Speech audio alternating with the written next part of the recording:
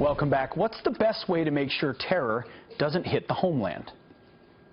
The single best way to protect, and you have to do this, and to keep foreign terrorists from attacking our country is to keep these foreign terrorists from entering our country in the first place. That is President Trump at a packed rally in Louisville, Kentucky earlier this week. So is that really the key, keeping them out of our country? And if it is, why is the president getting so much pushback on things like his travel ban? Former Navy SEAL, the man who killed Osama bin Laden, Fox News contributor Rob O'Neill joins us now from Boston. Rob, thanks for joining us this morning. So is that the key? The president says we've got to know who's coming into our country and understand whether they have allegiance to our Constitution. Is that the key? I think that's the key, Pete, and thanks for having me. It's not so much keeping the it's keeping the ideology out, and it's also not getting caught up in the political correctness. We need to realize who's coming in, what they're bringing with them, and why. What do they do? You know, we don't want to, like I said, with the political correctness, you don't just want to let people in from different places. What are they doing? Why are they doing it? And understand their problems with us. What they want to bring their stuff to this country. Sure.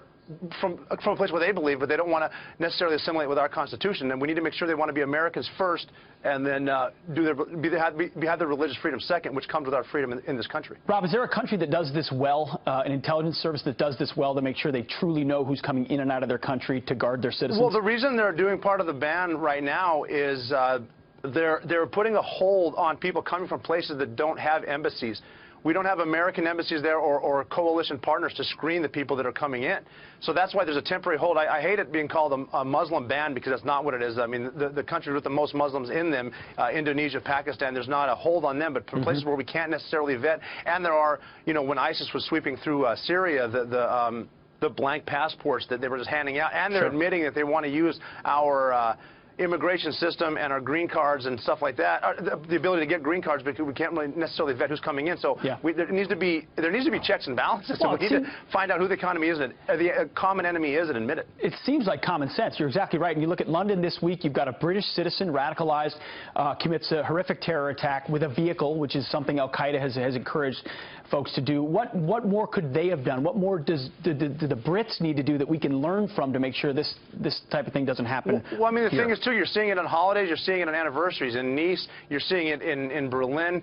They just stopped an attack yesterday in Antwerp in Belgium, where a guy's doing the same thing, using the ideologies that ISIS has put out. Use a vehicle, use a knife. He had some sort of a liquid in there, too. We don't know what it was. Is it an explosive? Is it acid? All that kind of stuff, you know. So we're learning that you need to identify who the threat is and where the problems is. A lot of the problems are coming from radicalized imams, and they're preaching them to people there. Like 25% of the people approximately in London want Sharia law to be the law of the land, and that's not, you know, that's not the way that the common Londoners want it to be. So again, it's what they're thinking. It's the ideology. It's not the weapon. You're exactly right. No, it's the ideology for sure. We need to admit it. If you don't identify that, it's tough to defeat the rest of it. Rob O'Neill, thanks a lot for joining us. Thanks, Pete. You got it, man. Thanks a lot.